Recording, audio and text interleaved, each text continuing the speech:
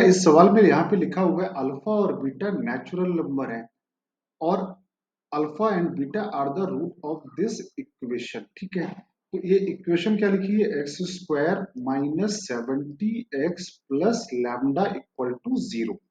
अब इसके रूट कौन है, अल्फा और बीटा है, तो यहां से सम ऑफ द रूट क्या आएगा, alpha plus beta equal to 70 और alpha into beta equal to क्या आएगा, वो आएगा लैम्डा। अब क्वेश्चन में दिया है कि अल्फा और बीटा यहाँ पे नेचुरल नंबर है, पहली बात। और दूसरी बात, lambda by 2 and lambda by 3 is not a natural number, मतलब lambda is not divisible by, lambda is not divisible by 2 और 3, ना तो 2 से डिविजिबल है और ना तो 3 से डिविजिबल है। तो इसका मतलब क्या हुआ, तो अल्फा प्लस बीटा हर हाल में 70 है। तो जैसे मान लो अल्फा और बीटा दोनों नेचुरल नंबर हैं, मैंने जैसे अल्फा मान लिया 1, तो बीटा कितना आ गया, बीटा आ गया 69। लेकिन चूंकि अल्फा इंटू बीटा की वैल्यू क्या आएगी, 69 आएगी। और 69 का मतलब क्या, अल्फा इंटू बीटा किसके बराबर, लैम्डा के बराबर है। और 69 चूंकि ये 3 से डिविजिबल है, तो इसका मतलब क्या हुआ, अल्फा की वैल्यू 1 नहीं हो सकती और बीटा की वैल्यू 69 नहीं हो सकती।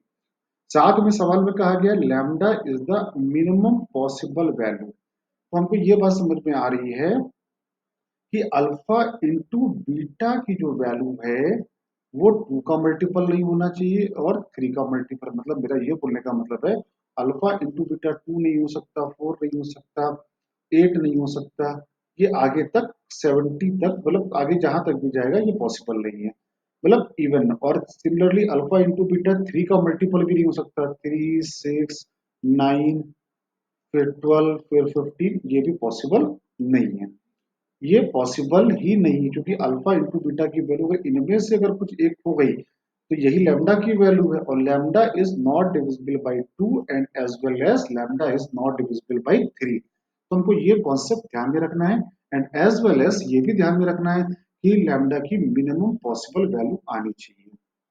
क्लियर, तो इसका मतलब समझ में आ गया कि जब अल्फा इंटू बीटा की वैल्यू 2 4 6 8 नहीं हो सकती या 3 6 9 नहीं हो सकती, तो उसका मतलब अल्फा की वैल्यू भी 2 का मल्टीपल नहीं हो सकती, और सिमिलरली बीटा का मल्टीपल, बीटा भी 2 का मल्टीपल एज वेल एज 3 का मल्टीपल होना पॉसिबल नहीं है, ये पॉसिबल नहीं है, और आपको मिनिमम वैल्यू भी चाहिए।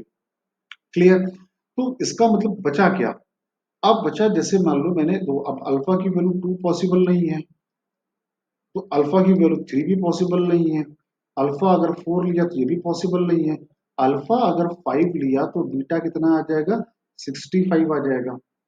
और ये 2 का, ना तो ये 2 से डिविजिबल है, ना तो ये 2 से डिविजिबल है, ना तो ये 3 से डिविजिबल है, ना तो ये 3 से डिविजिबल है।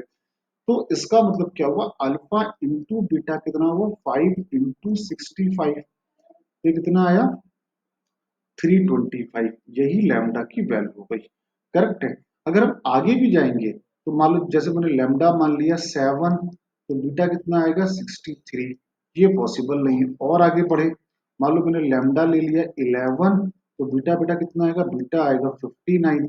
लेकिन इनका प्रोडक्ट जो है वो मिनिमम नहीं आएगा, मिनिमम प्रोडक्ट यहीं पे रखा हुआ है। क्लियर, क्योंकि अगर इसका प्रोडक्ट करोगे 11 इंटू 59 तो ये बड़ा नंबर आ रहा है as compare to 325। I hope clear है सारे बच्चों को। तो यहाँ से इतनी इंफॉर्मेशन से, चूंकि सवाल में दिया ये नेचुरल नंबर है, मिनिमम वैल्यू चाहिए और इसका मल्टीपल है, तो ये एक अच्छा सवाल है बच्चों को समझने के लिए, it is a very good question. तो अब आगे क्या करेंगे, तो आपके पास अल्फा की वैल्यू आ गई 5, बीटा की वैल्यू आ गई 65 और लैम्डा की वैल्यू आ गई 325। ये सब उठा के यहाँ पे रख दो, आंसर आ जाना चाहिए।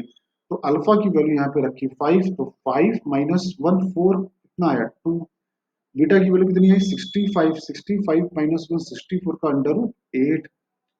फिर लैम्डा प्लस 35, लैम्डा कितना आया 325 प्लस 35 कितना आया 360। और अल्फा माइनस बीटा, तो अल्फा माइनस बीटा करोगे तो माइनस 60 आएगा, लेकिन मॉड लगा हुआ है तो 60 आ जाएगा। ये गया 6 टाइम 8 और 2 10, तो answer is 60, final answer is 60। तो ये एक अच्छा सवाल था बच्चा, इसकी प्रैक्टिस करिए।